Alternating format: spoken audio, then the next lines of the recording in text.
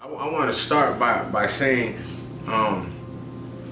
respect to all the queens out there that are curious, that want to kind of venture down this path because what's waiting for you is amazing. In this tradition of Palo Mayombe, especially in my house, my tribe, we treat and acknowledge our women. We put them on a pedestal so high, and this is pretty much in all the traditions of Palo. But we go overboard, and I'm gonna give you the reasons why we respect our women so much. Because without y'all, these traditions would not exist.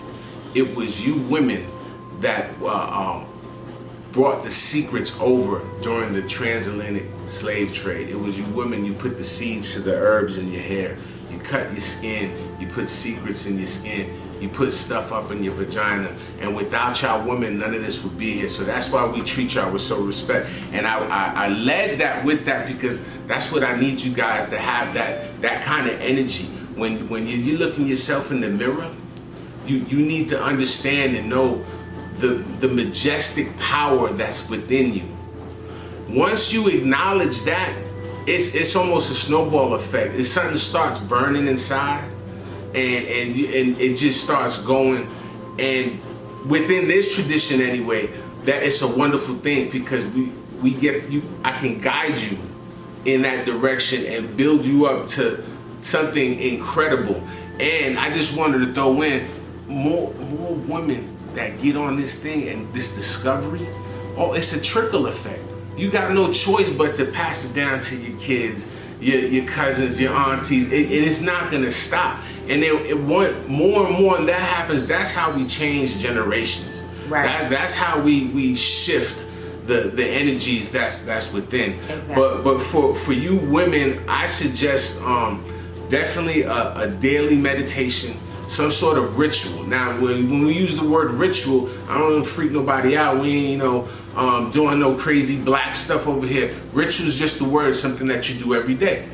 That's all it is. So, but now that you know the word, you want to add some good stuff. Figure something out that works for you, but you have to be disciplined on it. And once that discipline is established, believe me, your spirit guides, everybody has spiritual guides. They have a spiritual frame. There's energies out there that have been assigned to you to watch you, to guide you, to protect you, to unfold the plan of omnipresence. I promise you.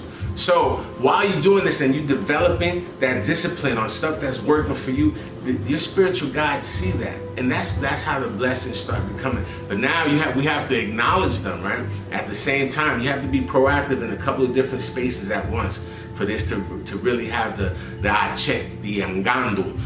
That's the word we use in Palo, engando. So you would want a nice little sacred area. Some people can do bigger than others, but something small is the simplest, is the best for me. A small table, white tablecloth, a glass of water, a white candle. That's the simplest as it can be. This is your contact point to your spiritual frame. This is the contact point of your meditation. You light the candle, fire. Remember, fire is in this world and in spirit world at the same time. It's the only substance, that's the only element that can do it both. And when you light that fire and you present this fire, it's also going to that other side, and the fire is coming from you. And you dedicate that fire to your spiritual frame. And you say, hello, my name is such and such. I'm here. You present yourself. Show me who you are. And just be humble with it, and just speak from your heart. Just speak from your heart what's going on with you. Speak to this glass of water and this candle like it was somebody right there. And then it'll evolve from there. But you have to create little things, tidbits that work for you into a ritual. Some daily, some weekly. But this is part of the spiritual path. This is these actions. And there's nobody telling you that there's no scientist or some whiteboard in the back saying if you do A, B, C and move that over here, you're gonna get this result. No, there's no science like that. It's intent. It's personal. It's yourself. It's confidence. It's building the engando from inside. This is what we've done for thousands of years. For women, y'all women are closer to source than men are. Don't let this masculine society push you down in that way, especially when not your spirit. Women are no joke. You know what I mean? Y'all women, you're creators. Life comes through you. You're a conduit from the spiritual side to this world.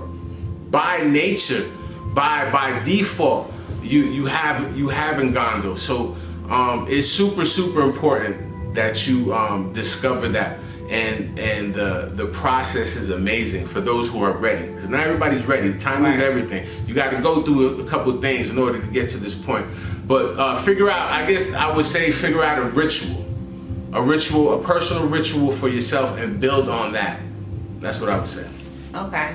So now I think that one of the main things that was important for me when I became more aware of my spiritual self and embrace that part of me was understanding the things that happened in my life and why they happened, the journeys that I've taken and why I chose those journeys. Not because of that moment, but prior to coming here, and it helped me to understand myself a little bit better. And I think that a lot of people will say, you know, and I've said this a million times to you guys, I've said it in interviews, I've said it all the time, but I didn't realize that when I became vegan and when I started to just care for myself a little bit more, I realized my relationship as far as loving myself, right?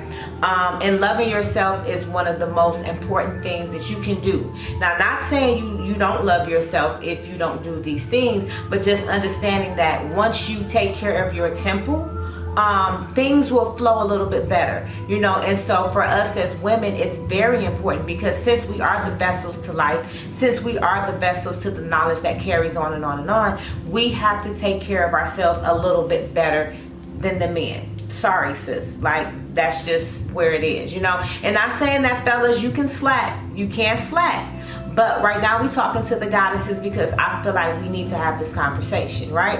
And so for me, spirituality came about as far as, if I'm going to be taking care of myself physically, then I need to take care of myself spiritually. And when I became aware and I matched the two, you know, it made life better. So now in terms of, I want to touch on one more thing that a lot of people, you know, may not realize when it comes to spirituality. It's just that because a lot of people are scared, right? Let's get it. We just gonna put it out there. A lot of people are scared of spirituality. If you tell them anything that doesn't come from the church, Baptist, Christian, Pentecostal, Catholic, whomever, and not saying that religion is wrong. You do what you do, boo, because we're not gonna have that conversation. But what I want to say is, I noticed that a lot of Black Americans are afraid of spirituality. You know, it's something that's foreign to them. They're nervous. And I feel like for me, when I embraced spirituality and when I left those institutions, my life began to flow a little bit more smoother. My mission began to make more sense to me. I started to care for myself a little bit better. And then once I started to care for myself even better, I had so much love that was, I read this book called The Mastery of Love, which is available in my Amazon store.